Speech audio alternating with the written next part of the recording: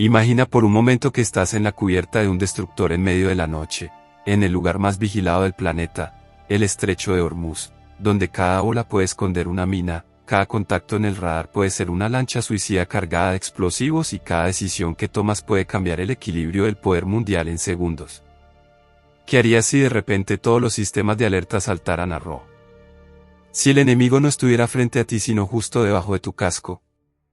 Esto no es una película. Es un hecho real que ha sido clasificado como uno de los secretos mejor guardados del Pentágono hasta hace muy poco.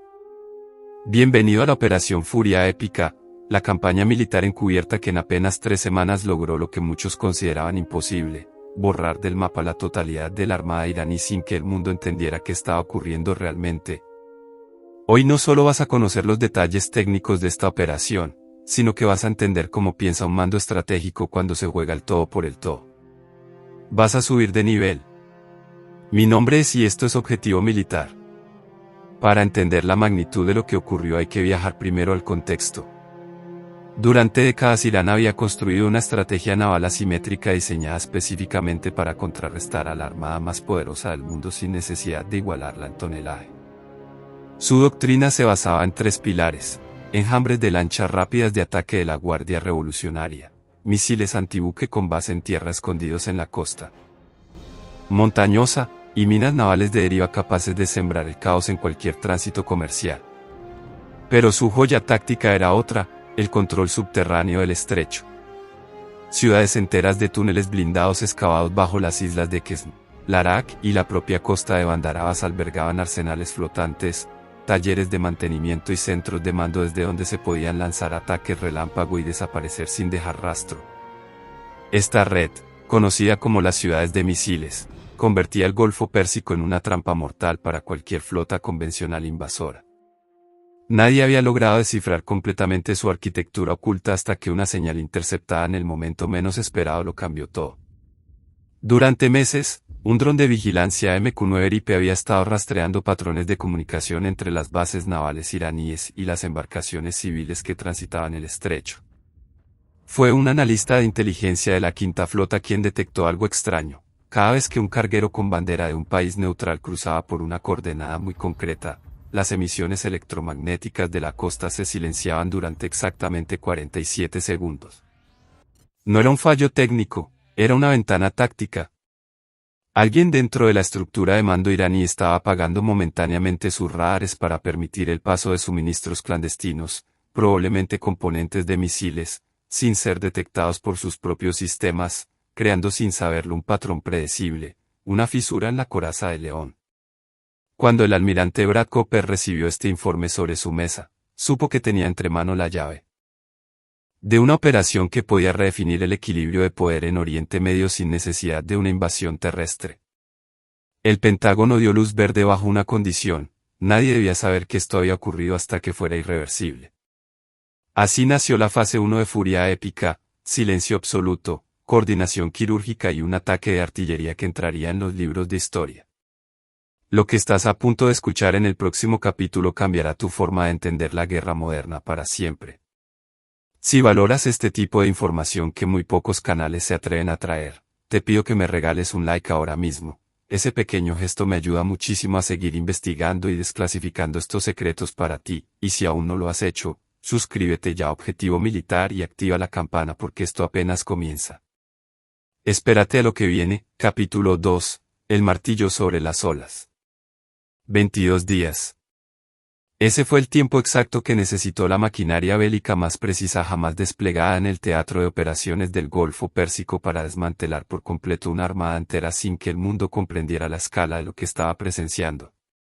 Pero la verdadera genialidad de la Operación Furia Épica no residió únicamente en la potencia de fuego sino en una estrategia de engaño tan sofisticada que logró que el alto mando iraní tomara las peores decisiones posibles en el momento más crítico de su historia naval.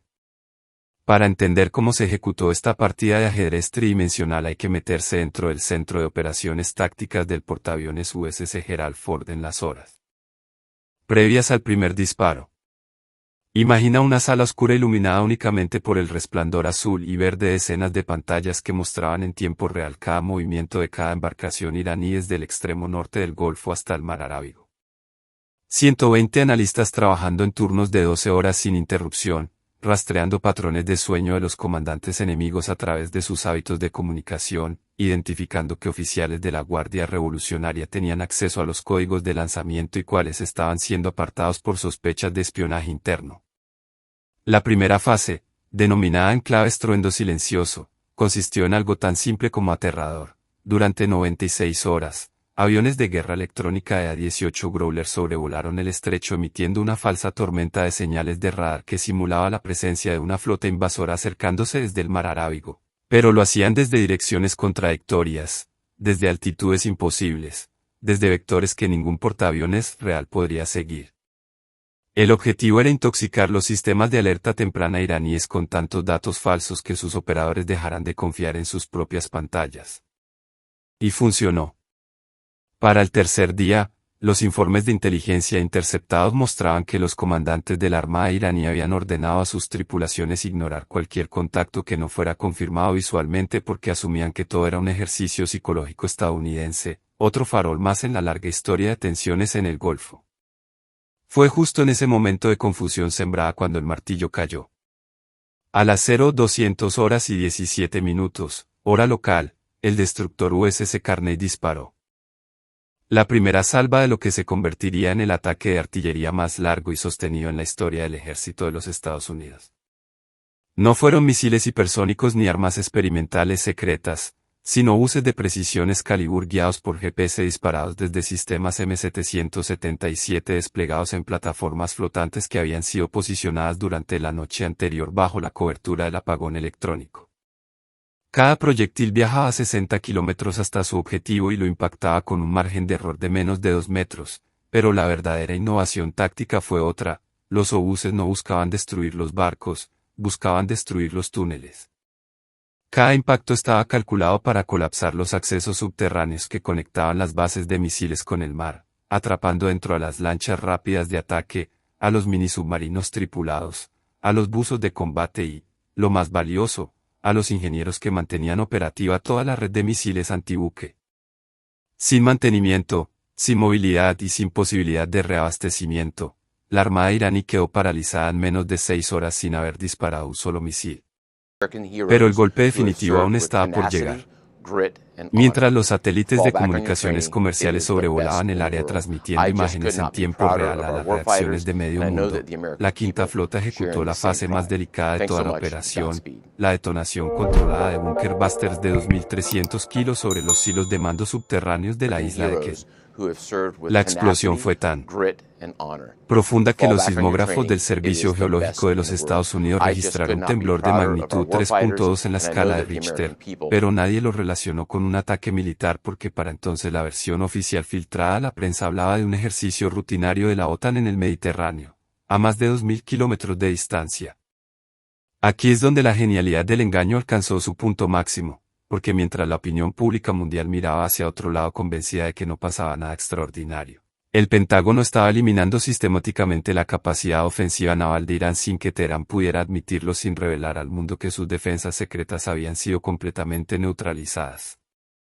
Piensa en esto por un instante, encierra una verdad táctica que muy pocos comprenden: el arma más poderosa no es la que destruye, sino la que obliga al enemigo a elegir entre dos derrotas.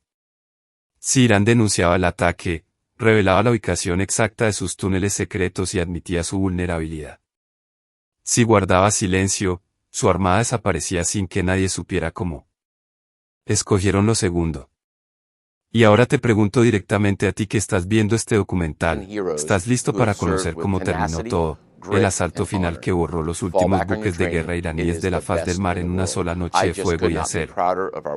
Porque lo que revela el capítulo final de esta historia cambiará todo lo que creías saber sobre la guerra naval moderna. No voy a pedirte nada más, solo quédate hasta el final. La recompensa valdrá cada segundo.